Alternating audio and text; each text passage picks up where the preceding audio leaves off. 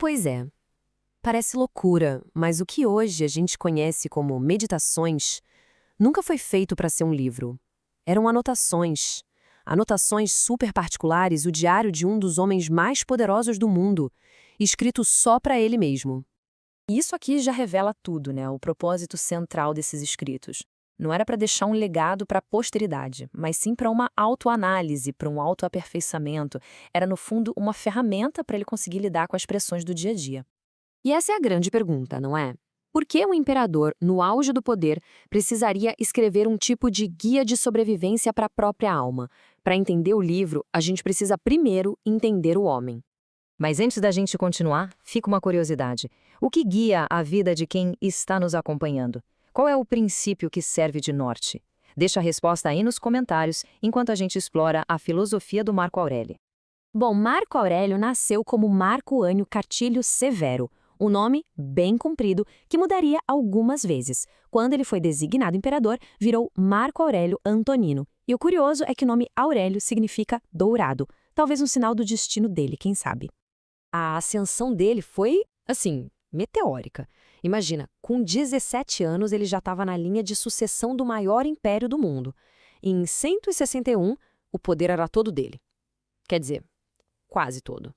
Ele não ia governar sozinho. O império estava com um problemão nas mãos, ameaças em várias frentes ao mesmo tempo. A solução do Marco Aurélio foi genial: dividir o comando. Ele, o cérebro, ficou em Roma governando, enquanto seu co-imperador, Lúcio Vero, o músculo, foi para o campo de batalha. E olha, foi um plano que funcionou, com o Vero se mantendo leal até a morte. Só que a realidade do reinado dele foi bem diferente do que se podia imaginar. Assim que ele assumiu o trono, o caos se instalou. O tempo dele como imperador não foi de paz, de jeito nenhum, mas sim de guerra e crise constantes. A pressão era simplesmente implacável.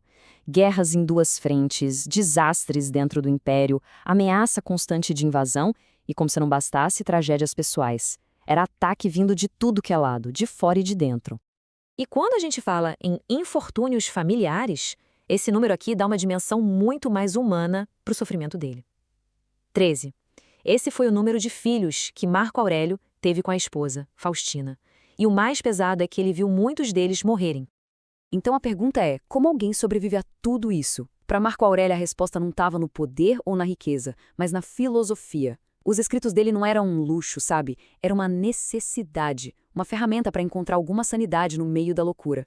Ele se voltou para o estoicismo. A ideia central não era bem negar as emoções, mas sim entender que, embora a gente não possa controlar o que acontece lá fora, a gente pode sim controlar nossa reação a essas coisas. Era como um escudo mental contra o caos do mundo dele.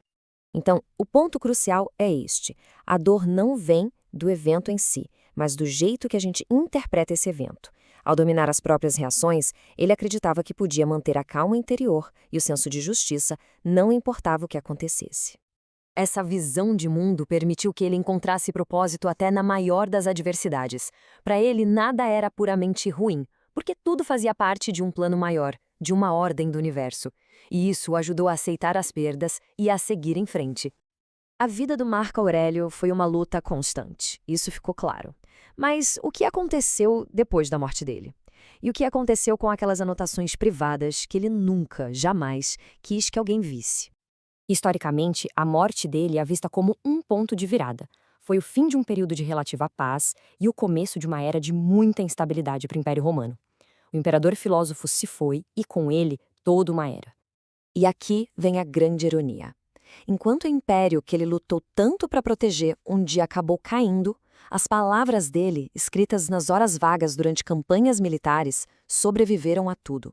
O legado mais duradouro não foram as vitórias em batalha, mas os seus pensamentos. E é muito importante entender isso. O que a gente viu aqui serve como contexto. Para conseguir de fato compreender as meditações, é preciso primeiro conhecer o mundo de pressão, de guerra e de perda no qual elas foram escritas. Agora que a gente conhece o homem, estamos prontos para explorar as ideias dele.